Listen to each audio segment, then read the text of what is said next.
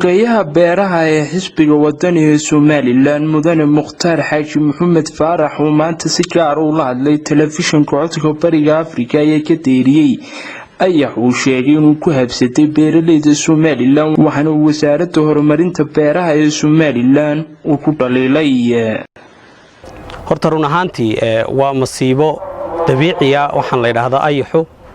waana cayayaanada keena disasterka wax soo saarka ama calafka xoolaha ama beeraha kuwa ugu dhibta badan leh weeyaan waana wax life cycle-kiisu aad iyo aad u dheer yahay oo 3 ilaa 5 bilood buu jiri karaa marka kolonyadii marka la qiimeeyo halka ay ku hafsato ay ku degaan waxay ka dhigayaan meel nabaad guurtay ay ka dhigayaan marka aad iyo aad baan uga xumahay ayaxa ku hafsaday dhammaan deegaanada ay ka kooban tahay Jamhuuriyadda Somaliland iyo mooganaanta wasaaradda beeraha oo run ahaantii dhaliilo badan ay dul hooganayaan waxa weeye masaakiinta beeralayda ee dhiiladeeda maalin kasta dhawaqa soo saarayso ay bulsho ka qaylayaan tiifiyada ay sida fiinta uga qayliyeen wasaaraddiina ay ka aamusan tahay aad iyo aad baan horta uga xunnahay maanta ma aanay ahayn waqti adag baa lagu jiraa maalintii laga aamusi lahaa waa maalintii duruufaha adag iyo xanuunada maanta COVID-19 ka dunidoodna saameeyay laga qayb qaadan lahaa wax soo saarka sidoo kale xogayaha beeraha ee xisbiga wadaniga Somaliland ayaa ku eedeeyay wasiirka horumarinta beeraha ee Somaliland inuu soo hor istaagay diyaarado loogu talagalay in lagu la dagaalamo ayaxa aad baad awliyo mahadsan tahay runaantii waa run bulshadu wada arkaysa wasiirka oo joojiyay diyaaradaha hay'adda FAO soo diyaarisay Soomaaliya soo dhaxmarisay horta Soomaaliya wadal aynu jaarnahay oo walaal aynu nahay waxyaabaha masiibooyinka dabiiciga ah oo iskaga gurmanaa wax badan aynu wadaagnana way jiraan runaantii tanna waxay ahayd gurmad waliba hay'ada caalamiga ka yimid oo iyaga la soo dhaxmariyay bay ahayd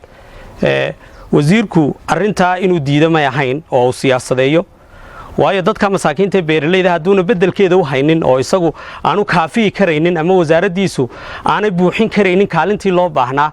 hadii la inoo soo gurmaday masaakiinta beeralayda loo badbaadinayo wax soo saarkooga inuu hor istaaga ma aanay hayn haduu hor istaagay maanta wasiirka beeraha wataasoo masaakiintii way qayliyayaan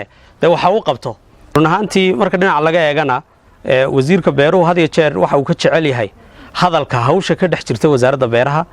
iyo inuu had iyo jeer la hadlo xisbiyada marka fikrahan waxaan soo jeedin lahaa wasiirku hadii uu hadalka jecel yahay inuu wasaaradda iska wareejiyo gudoomiyaha golaha dhexe xisbiga kulmiye uu noqdo si uu la marmo xisbiyada dambeeyna xogayaha beeraha xisbiga wadaniga Somaliland Mudane Mukhtaar Xaaji Maxamed Faarax ayaa waxa uu beeralayda Somaliland uu ku baaqay bulshadana waxaan u soo jeedinayaa beeralayda xilliga wax soo saarka la taagan yahay wax soo saarka idinku sidii iska wax u qabso walaal kordhiya wasaaraddan waxaan soo jeedinaynaa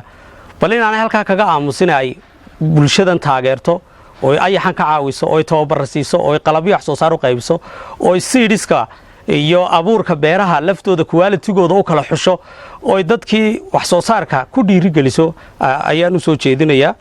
Cabdirasaaq Umar Macadawliyo telefishinka codka Bariga Afrika Boorama.